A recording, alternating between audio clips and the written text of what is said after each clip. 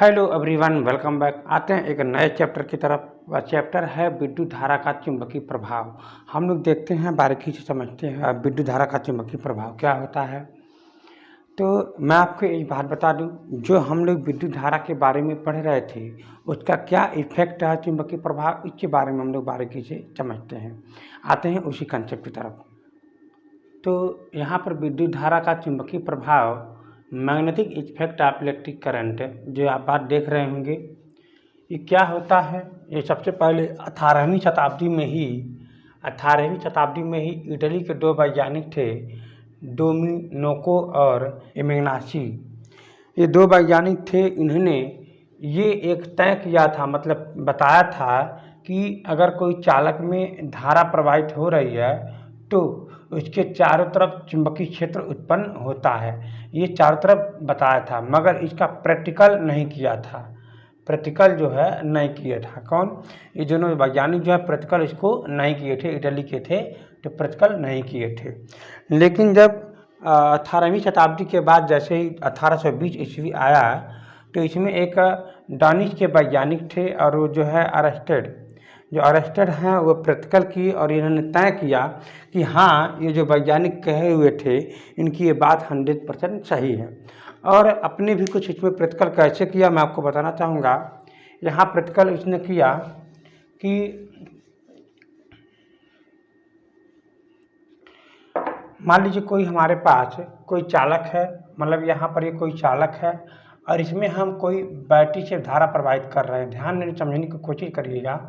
Battery से धारा प्रवाहित कर रहे हैं और यहाँ पर ये की है, ठीक ना, ये मतलब इसे हम स्विच बोलते हैं।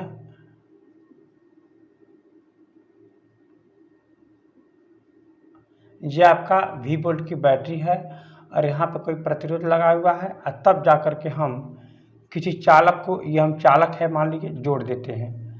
तो जब इसमें धारा, मतलब स्विच जब ये ओपन है, मतलब ये स्विच जो है इस समय क्या है, ओपन है। तो ओपन मतलब ये हुआ कि अगर हमारे पास यहाँ पर कोई कंपाक्स है जो चुंबकीय सुई बोला जाता है और यहाँ पर इसको नॉर्थ बोलेंगे, इसको हम लोग साउथ बोलेंगे, तो इस कंडीशन में जो है कोई भी इसमें विस्थापित नहीं होगा। लेकिन जैसे ही हम लोग स्विच को क्लोज कर देंगे, क्या कर देंगे, क्लोज मतलब यहाँ पर हम लोग कुछ पिन लगा देंगे, ऑन कर देंगे, तो स्विच क्या हो जाएगा, ऑन हो जाएगा, हाँ है ना। तो जस्ट तब धारा प्रवाहित होने लगेगी। तो जैसे ही धारा प्रवाहित होने लगेगी तो यहाँ से आप देखोगे धारा यहाँ से अंदर की तरफ जा रही है। अरे हाँ ना, चालक में, ये आपका ये चालक है, ध्यान रहे। तो चालक में धारा अंदर की तरफ जाने लगा। तो मैं आप लोगों को ये बात बताया हूँ क्लास 10 में ही, लेकिन आपसे कोई बड़ी बात नहीं है। यहाँ ही समझ लीजिए कि जब कोई भी चालक में यहाँ से धारा प्रवाहित हो रही है तो यहाँ से फ्लक्स से, मतलब बाहर की तरफ ऐसे करके वो होगा। जैसे मान लीजिए यहाँ से हम धारा प्रवाहित कर रहे हैं तो यहाँ से फ्लक्स जो निकलेगा इसको हम बोलते हैं नॉर्थ, और जहाँ पर प्रवेश करता है इसको हम बोलते हैं साउथ। यानी जहाँ से धारा इंटर करता है ना, इसको हम नॉर्थ पोल में समझ लेते हैं। तो यही बात मैं आप बताना चाह रहा हूँ। तो आपको पता होनी चाहिए कि जैसे ही इसको धारा प्रवाहित मिलेगा तो ये वाला पोल जो है तुरंत नॉर्थ बन जाएगा और ये तुरंत, ये पहले का ये साउथ तो है ही। अगर हमारे पास कंपास हम उसके पास ले गए रहेंगे तो ये साउथ तो है ही। तो आप सभी को पता है कि ये नॉर्थ है और ये साउथ है, तो ये ऑटोमेटिक विक्षेपित होकर के, ये विक्षेपित होकर मतलब घूम जाएगा। तो ये घूम करके ये जो है इधर साइड में रोटेशन करके ये आ जाएगा।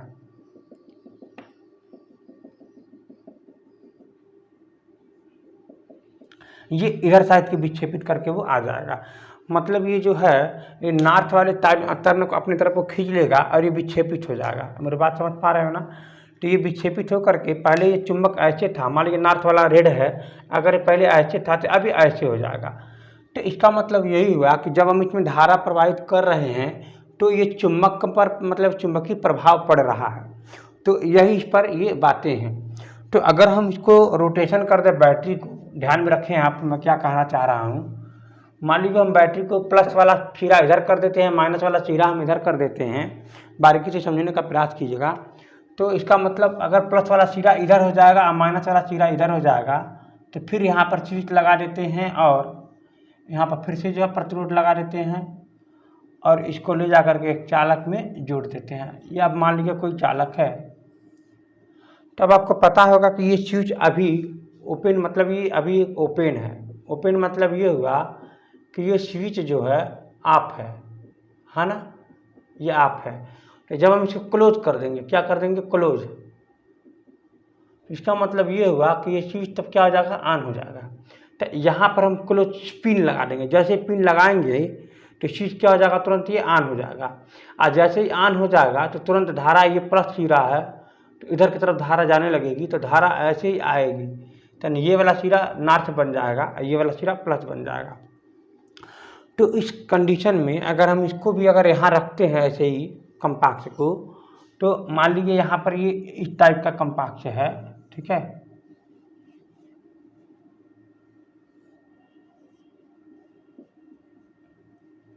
तो अब आप देख रहे होंगे कि ये अपने अक्ष पर जो है तुरंत घूम करके इधर साइड इसको, मतलब अगर आप देख रहे हैं ये भी प्लस है, ये भी आपका प्लस ही है। तो मैंने ये बारे में बता दिया है कि क्यों प्लस है, ये क्यों, मतलब ये क्यों नॉर्थ है, ये क्यों साउथ है, ये आपको मैंने बात समझा दिया है। तो इस वक्त में क्या करेगा, उसे भी नॉर्थ है, ये भी नॉर्थ है, तो इसको विक्षेपित कर देगा। अरे हाँ ना, तो विक्षेपित मतलब इसे प्रतिकर्षित कर देगा, इसे इधर साइड धकेल देगा। तो ये जस्ट डायग्राम तब जो है ये ऐसे ही बन जाएगा। अरे हाँ ना,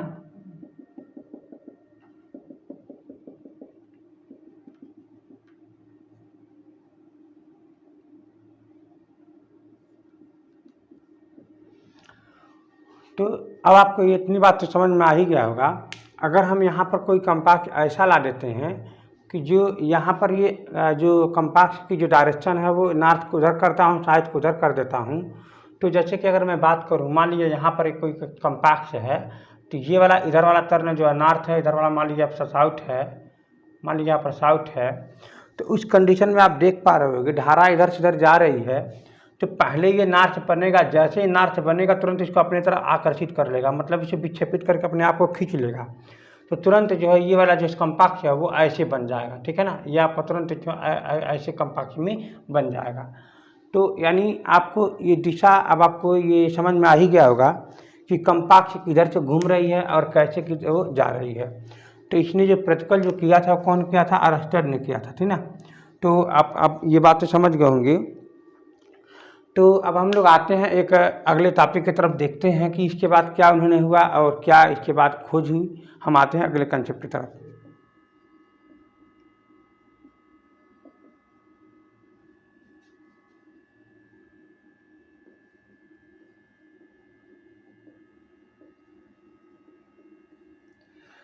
तो हम लोग अब देखते हैं चुंबकीय जो आपका जो विद्युत चुंबक है, मतलब जो चुंबकीय क्षेत्र है, हम लोग उसके बारे में थोड़ी सी मात्रक के बारे में थोड़ी सी समझ लेते हैं।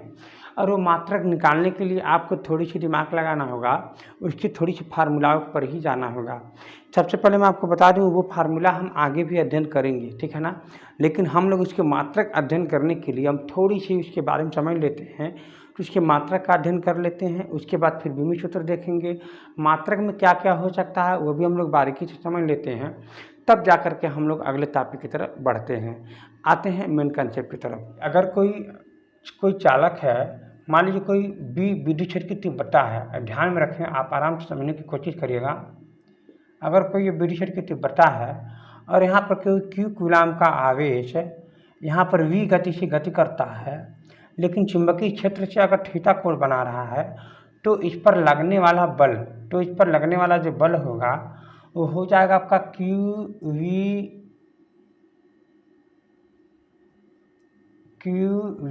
बी साइन में थीटा। अरे हाँ ना, जो ये आपका बी है ना, ये हमको कैपिटल बी यहाँ पर लिखनी चाहिए, आपको ध्यान यही देना है, क्यू वी बी साइन में थीटा। तो अब आप देख रहे होंगे कि यहाँ पर आपका ये जो बी है वही आपका चुंबकीय क्षेत्र है। क्या है, ये आपका चुंबकीय क्षेत्र है। अरे हाँ ना, तो जो आपका ये वी है, वी मतलब ये है कण की गति है। अब आपका ये जो क्यू है आवेश है। तो इतनी बात आपको यहाँ पर समझ में आ गया होगा। तो अब हम लोग देखते हैं यहाँ से बी का जो मान निकालने की कोशिश करते हैं। तो बी का मान निकालेंगे तो आप एक काम करो, साइन थीटा का तो कोई मात्रक होता नहीं है, उस कंडीशन में आप ये मान लो कि थीटा इज इक्वल टू में 90 डिग्री, तो आप ये भी जानते होंगे कि साइन में 90 डिग्री का जो मान होता है वो 1 होता है। अब 1 का यहाँ रख के गुणा करोगे तो उतना ही आएगा। इसका मतलब हम यहाँ पर अलग से पढ़ लेते हैं कि एफ इज इक्वल टू में क्यू वी और ये बी। अरे हाँ ना, ये हम लोग अध्ययन कर लेते हैं। फिर यहाँ से जो बी का है मान निकालने की कोशिश करते हैं, तो ये आपका एफ अपान में क्यू इंटू में वी हो जाएगा, क्यू इंटू में वी हो जाएगा। अरे हाँ ना, तो अब आपको इतनी बात समझ में आ गई होगी। हम देखते हैं यहाँ से क्या मान निकलता है। एफ का हो जाएगा एफ, इसका जो मात्रक है आपका कूलाम हो जाएगा, इसका मात्रक नंबर बदल लीजिए, कोई बड़ी बात नहीं है। तो एफ का मात्रक हो जाएगा न्यूटन, इसका मात्रक हो जाएगा कूलाम, इसका जो मात्रक हो जाएगा मीटर पर सेकेंड। अरे हाँ है ना, तो अब आप सेकेंड को इसको दे दो, आप ध्यान से समझने की कोशिश करना। न्यूटन पर कूलाम पर सेकेंड, और यहाँ पर लिख दो आप मीटर। कूलाम पर सेकेंड आपको पता होगा, धारा आई इक्वल में क्यूब आई में टी होता है, और इसका जो मात्रक होता है कूलाम पर में सेकेंड, तो इसी को हम बोलते थे एम्पियर। क्या बोलते थे? एम्पियर। अरे हाँ है ना, यानी हम ये बात बोल सकते हैं कूलाम पर सेकेंड को हम लोग एम्पियर बोल सकते हैं। अरे हाँ है ना, तो इसका मतलब ये हुआ बाबू लोग, न्यूटन पर एम्पियर मीटर, क्या लिख सकते हैं? एम्पियर में मीटर। तो मैं आपसे यही कहना चाह रहा था कि ये जो मान है, ये जो फार्मूला है, इसी फार्मूला से मैंने एक मात्रक निकाला है। क्या निकाला है? आपके सामने ही निकाला है। वो मेरा मात्रक आया है एफ का, बी का जो मात्रक आया है न्यूटन पर एम्पियर और ये मीटर। अरे हाँ ना, तो मैं यहाँ से ये अभ्यास, ये हम आगे देखेंगे इसका बीमी सूत्र क्या होगा। तो बीमी सूत्र ही यहीं से भी निकलेगा और कहीं से नहीं, बल्कि यहीं से हम लोग अध्ययन कर लेते हैं। उसके बाद तब हम लोग अच्छी अच्छी बातों को समझते हैं। और आप ये बिल्कुल अपने दिमाग से निकाल लीजिएगा कि ये टॉपिक ख़त्म हो गया। ये टॉपिक मैंने कंसेप्ट मैंने फार्मूला लाने के लिए, ये जो मात्रक लाने के लिए मैंने इसे बताना ही पड़ा है, नहीं तो ये कहीं बीच में पड़ेगा। आप इस बात को समझ लीजिएगा।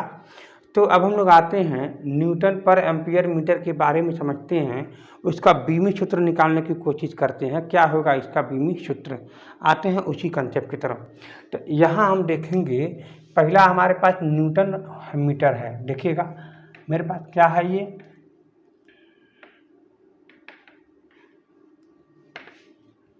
मेरे पास है न्यूटन पर एम्पियर है यहाँ पर, इसके बाद यहाँ पर ये मीटर है। अरे हाँ ना, तो इसका मतलब ये हुआ, न्यूटन को आप लोग बोल सकते हो द्रव्यमान गुण में त्वरण, मतलब ये आपका एक बल है। दूसरे शब्दों में कहा जाए तो ये आपके पास ही बल है और ये आपके पास धारा है। अरे हाँ ना, तो आप लोग इसको बोल सकते हो द्रव्यमान गुण में त्वरण।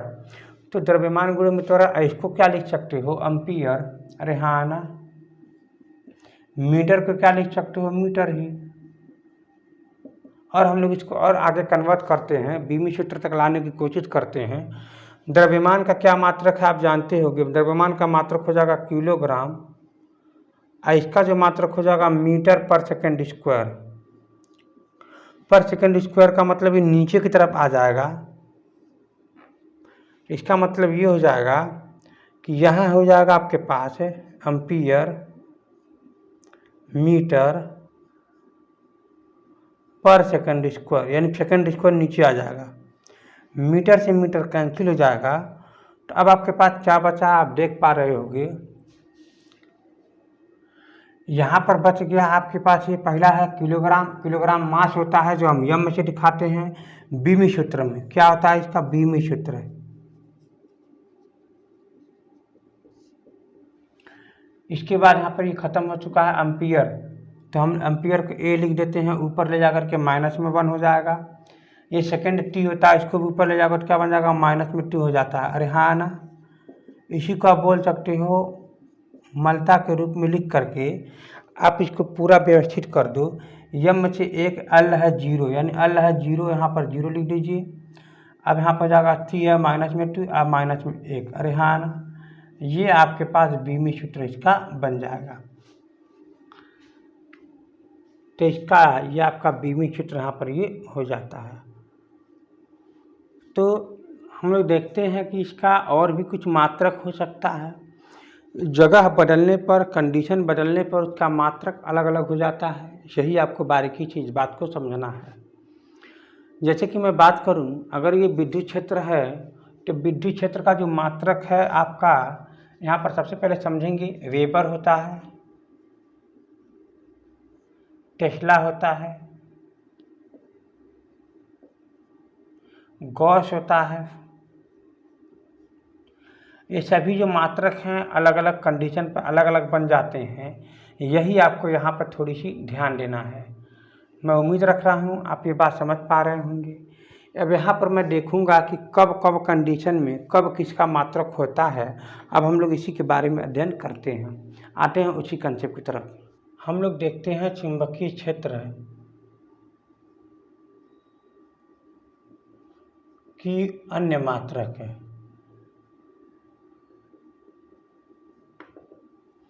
तो मैंने आपसे बताया है कि मान लीजिए यहाँ पर एक चुंबकीय क्षेत्र है। आराम से समझने की कोशिश करिएगा तो आपको याद रहेगा और भूलेगा भी नहीं। और यहाँ भी चुंबकीय क्षेत्र है,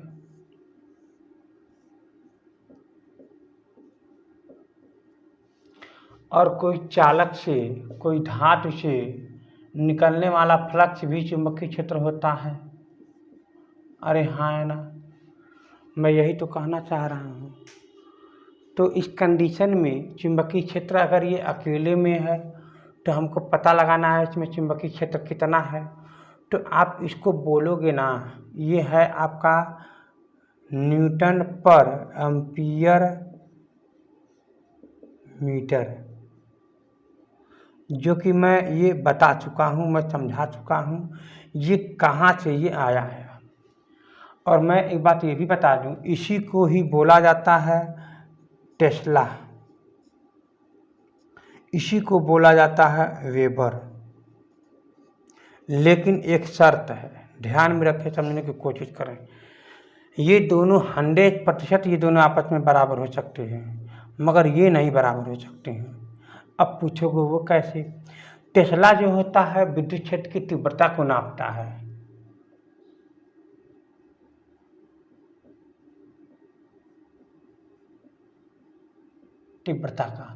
तीव्रता क्या होता है कि एकांक क्षेत्रफल में मौजूद फ्लक्सों की संख्या विद्युत क्षेत्र की तीव्रता कहलाते हैं।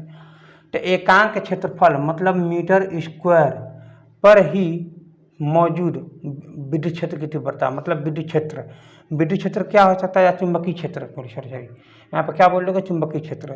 तो यहाँ पर क्या हो जाएगा, वेबर। यहाँ पर क्या हो जाएगा, वेबर। अरे हाँ ना, तो वेबर पर मीटर स्क्वायर ही टेस्ला कहलाता है। लेकिन मान वही है, मतलब क्या, जो इसका परिमाण है, जो इसके मतलब एक, जैसे कि मैं बोलूँ अगर एक टेस्ला बराबर 1 वेबर पर मीटर स्क्वायर। अरे हाँ है ना, 1 वेबर पर मीटर स्क्वायर। तो अब आपको ये बात समझ में आ ही गया होगा कि टेस्ला भी विद्युत क्षेत्र की तीव्रता का मात्रक है, और वेबर भी विद्युत क्षेत्र की तीव्रता का मात्रक लेने में पर मीटर स्क्वायर यहाँ पर लगा देना है। मेरी बात अब समझ में आ गया। तो अब आप देखोगे अगर कोई धातु है या सतह से फ्लक्स जो निकलते हैं, इसको हम लोग फाई से दिखाते हैं। लेकिन ये भी एक चुंबकीय क्षेत्र होता है। क्या होता है, चुंबकीय क्षेत्र होता है। लेकिन इस कंडीशन में इसका जो मात्रक होगा वो आपका गॉस होगा। क्या होगा, गॉस। तो मैं इसके बारे में थोड़ा सा समझाया भी रहा होगा जरूर कभी, कोई बात नहीं समझा तो समझ लो। तो इसका मतलब ये हुआ, आप यहाँ से भी आप समझ सकते हो कि एक टेस्ला में कितना गॉस होता है, आपको ये जानना है। तो मैं आपको बता दूं, एक 10⁴ गॉस होता है। और मैं यही बात मैं यहाँ भी कह रहा हूँ, एक टेस्ला में क्या होता है आपको पता होगा, 1 वेबर पर मीटर स्क्वायर ही 10⁻⁴ गॉस होता है। तो ये जो गॉस होता है वो सीजीएस पद्धति का मात्रक है। किस पद्धति का मात्रक है? सीजीएस पद्धति का मात्रक है। जो आपका टेस्ला है, वेबर है, वो सब एमकेएस पद्धति का ही मात्रक है। तो सबसे अच्छा एमकेएस पद्धति का मात्रक तो आपके पास यहाँ मौजूद है, देख पा रहे हैं ना, न्यूटन पर एम्पियर मीटर। ये सबसे अच्छा मात्रक है एमकेएस पद्धति का। मैं उम्मीद रखता हूँ आप सभी मात्रकों के बारे में तो समझ गए होंगे। कहाँ कन्फ्यूज होंगे आप लोग? कन्फ्यूज तो नहीं होना चाहिए आपको मात्रकों में, कोई दिक्कत नहीं है यहाँ पर, ठीक है ना। चुंबकीय क्षेत्र का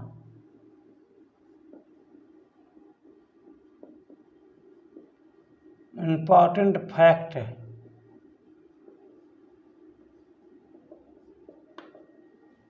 इम्पॉर्टेंट फैक्ट क्या है? आप पहला कंडीशन में समझ लो, जो पूरे पृथ्वी है ना, वो पूरा पृथ्वी आपका 0.5 गॉस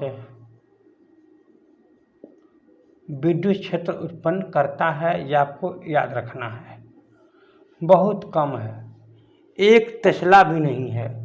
आपको पता होनी चाहिए कि 1 टेस्ला में 10⁴ गॉस होता है। और आप देखोगे 0.5 कहाँ, कितना कम और ये कितना ज़्यादा है। यानी 1 टेस्ला लाने के लिए अब इसको क्या करना होगा? पृथ्वी जाना है, हमको क्या लेना देना है। दूसरा देखो, समझो दूसरा क्या है, आप ध्यान से समझने की कोशिश करना। हम प्रयोगशाला में, मतलब जो प्रयोगशाला में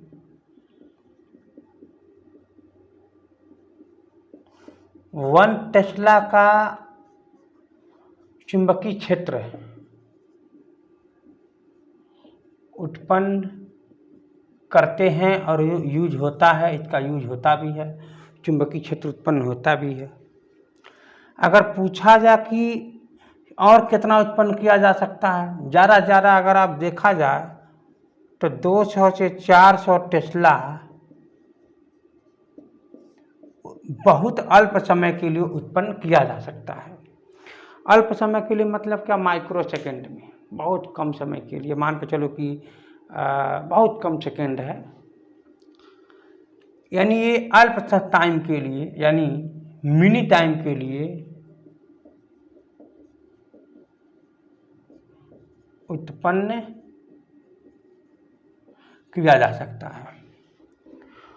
कुछ ऐसे फैक्ट मैं आपको बताना चाहूँगा कि फैक्ट है, कुछ ऐसे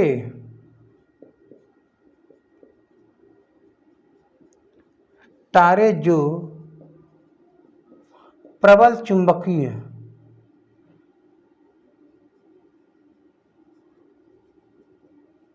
क्षेत्र उत्पन्न करता है। क्या उत्पन्न करता है? प्रबल चुंबकीय क्षेत्र उत्पन्न करता है। तो ऐसे तारों को बोला जाता है न्यूट्रॉन तारा।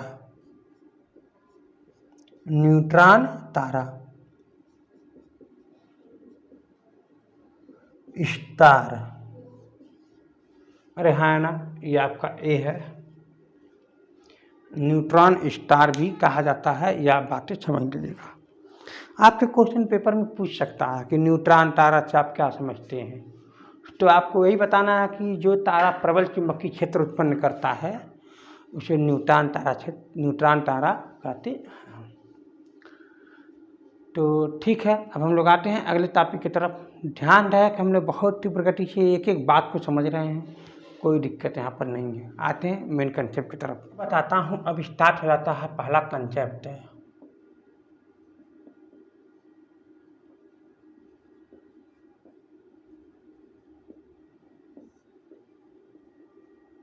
एक्सपेरिमेंट। ये क्या कहता है, जरा ध्यान में रहे या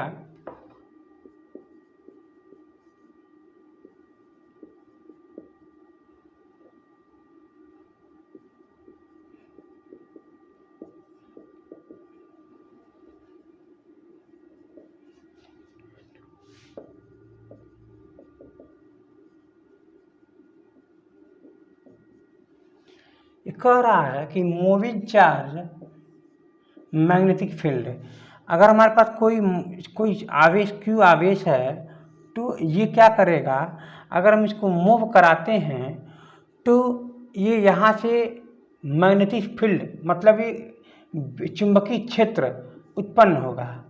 क्या होगा? चुंबकीय क्षेत्र उत्पन्न होगा। तो मैं आपकी बात बताना चाहूँगा, जो ये मोशन मतलब किसको कर रहा है? आवेश का। तो अगर कोई आवेश मोशन करेगा तो कोई न कोई ये चालक पर करेगा, अरे हाँ ना। तो अगर कोई आवेश जो है मतलब ये आवेश जो है इस चालक के अंदर में गति करेगा, तो इसी बात को तो बोलते हैं धारा, अरे हाँ है ना, इसी बात को तो बोलते हैं। अर्थात जब कोई चालक में जब I धारा प्रवाहित होती है तो इस चालक के द्वारा चुंबकीय क्षेत्र उत्पन्न हो जाता है, ठीक है ना। और कितना उत्पन्न हो जाता है हम लोग उसी के बारे में समझेंगे। बातें वही है, लेकिन जो यहाँ पर ऑरस्टेड ने जो यहाँ पर निकाला है वो इतना ही कहा है कि आवेश मतलब जो आवेश है उसको मूव कराओगे, गति कराओगे तो आपका मैग्नेटिक चुंबकीय क्षेत्र उत्पन्न हो जाएगा। हाँ बिल्कुल सही है, जब हम आवेश को मूव कराएंगे तो हो ना हो वो धारा ही तो बनेगा। तो वो धारा वाली जो बात है वो आपके बायोसेवर्ट ने बोल दिए। भाई देखिए बात तो वही है, मेरी बात समझ पा रहे हैं ना। तो अगर हम जब धारा, देखिए अगर हम आवेश को मूव कराएंगे तो ये कंडीशन क्या बन जाएगी? धारा बन जाएगी, अरे हाँ है ना। और ये धारा का जो नियम है, धारा के साथ संबंध रखने वाला बायोसेवर्ट आ गए।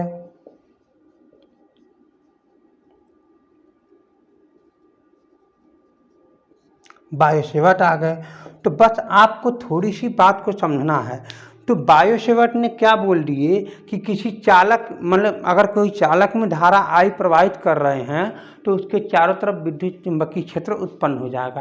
अरे भाई अब उस धारा जब आवेशित करेंगे, जब धारा इसमें प्रवाहित करेंगे तो हो ना हो इसमें आवेशित तो प्रवाह होता है, और जब आवेश प्रवाह होता है तभी तो विद्युत चुंबकीय क्षेत्र उत्पन्न होगा। अच्छा, और ये बात जो आवेश वाली जो बात है वो आपका ऑरस्टेड ने कह दिए थे। दोनों बात एक ही कहा था, लेकिन सिर्फ इतना ही है इसमें फर्क कि जो ऑरस्टेड जो हैं वो आपका चार्ज को मूव करा के कहे हैं, और जो बायोसेवर्ट जो हैं वो धारा को मूव करा करके कहे हैं। तो बात यही है, आप इसमें कंफ्यूज बिल्कुल ना होइएगा। जब हमारे आवेश की बात आएगी तो आप समझ लीजिएगा, जो है आवेश की जब बात आएगी तो ऑरस्टेड ने इससे कहा था, और जब कभी धारा की बात आएगी समझ लीजिए बायोसेवर्ट का नियम कहेगा। तो अब हम लोग ये बात समझ लेंगे कि बायोसेवर्ट के द्वारा हम लोग क्या नियम पढ़ेंगे। तो इसके बाद हम लोग आगे की तरफ पढ़ते हैं, ये आपका अगला कंसेप्ट है आगे पॉइंट की तरफ। Q आवेश की कण अगर V वेग से गति कर रहा है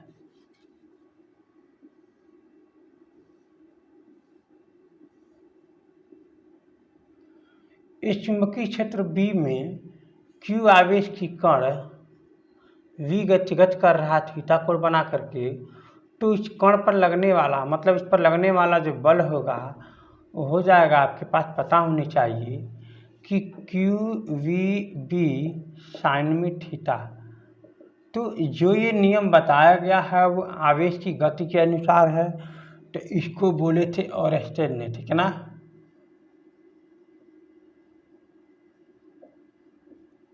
ऑरस्टेड नियम के अनुसार। तो जब हमारे पास मान लीजिए कोई कैपिटल L लंबाई के चालक है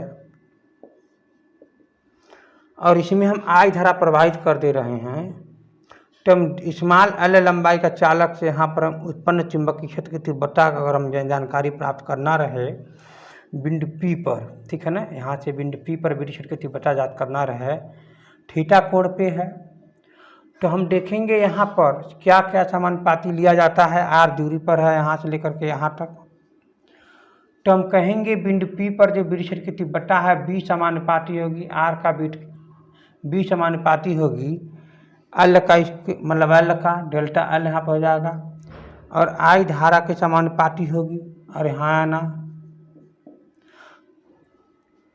साइन थीटा के समानुपाती होगी, क्योंकि ये थीटा मान अगर मान लीजिए यहाँ पर आ जाता है तो विद्युत क्षेत्र की तीव्रता यहाँ पर कम रहेगा, यहाँ पर ज़्यादा रहेगा, 90 डिग्री पर ज़्यादा रहता, ठीक ना, 90 डिग्री पर ज़्यादा रहता है। ये जो कोडिंग सिस्टम है बताऊंगा मैं आपको अभी। अब फिर जो होता है बी को जो होता है बीट क्रमानुपाती होता है 1 में आर स्क्वायर होता है।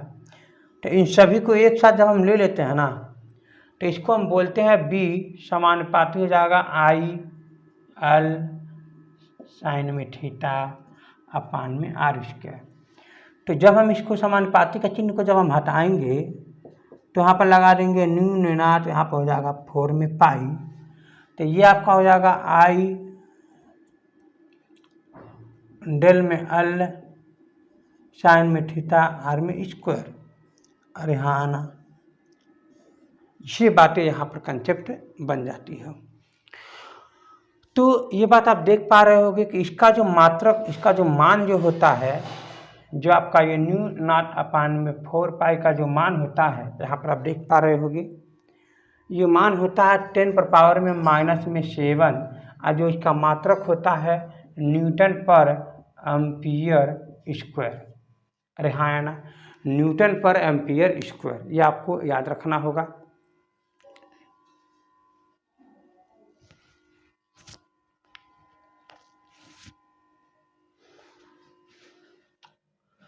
तो अब हम लोग यहाँ पर थोड़ी सी बात को समझ लेते हैं, ये है क्या एक्चुअली में, मान क्या हो सकता है। तो देखिए ये जो मान है वो आपका, जैसे कि ये आप ये चुंबक के बारे में अध्ययन कर रहे हैं, ये चुंबक मतलब विद्युत क्षेत्र की तीव्रता ज्ञात करने की अध्ययन कर रहे हैं, बोलिए हाँ ना, चुंबक का ही है। और ये जो नॉट ये होता है ना, इसका मतलब ये हुआ ये आपका निर्वात का चुंबकीयशीलता है। निर्वात का क्या है, चुंबकशीलता बोल सकते हैं।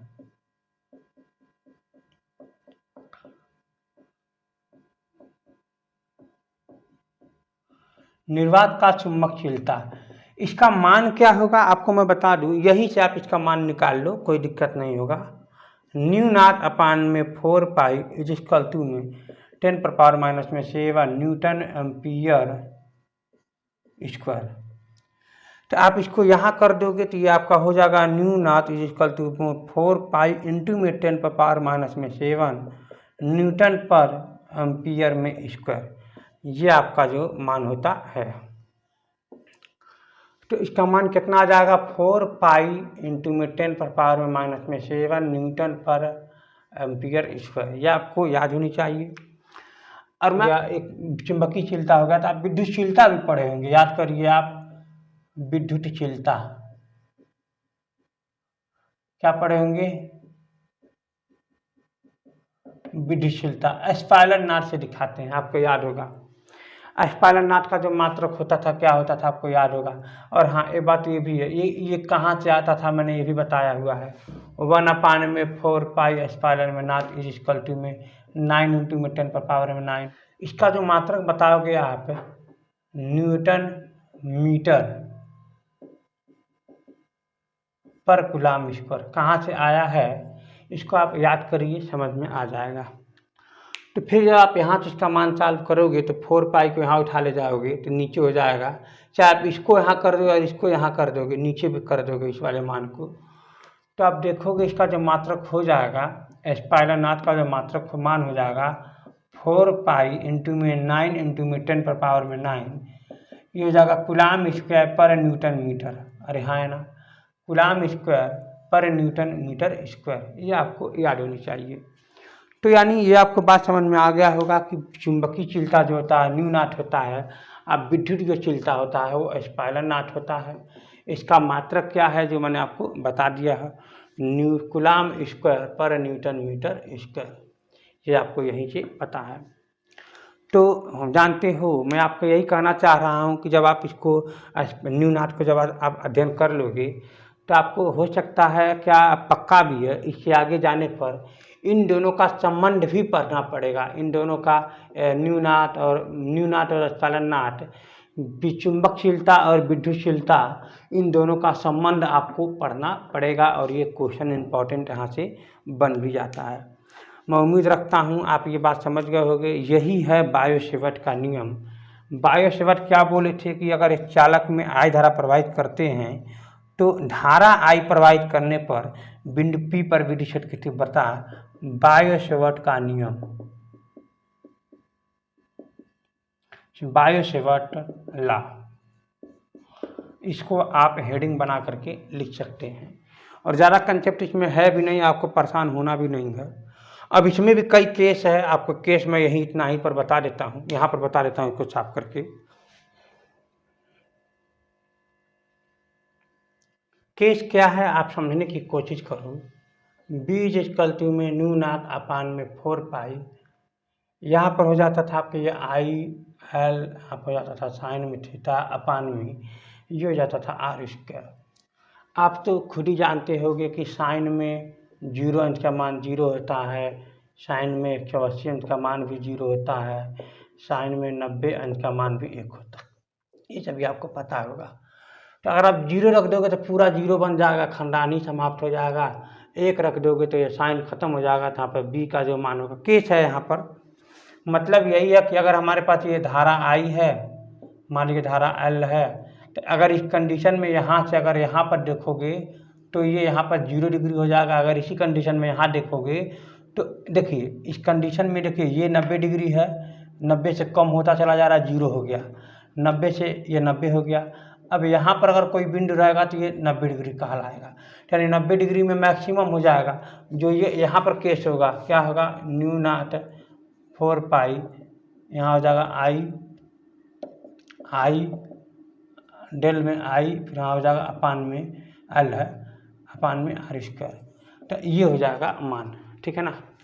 तो ये हो जाएगा मान, तो यहाँ पर ये साइन थीटा का मान खत्म हो जाएगा, यहाँ पर साइन थीटा का मान 1 हो जाएगा, मत लिखो यहाँ पर, बाकी सब हो जाएगा।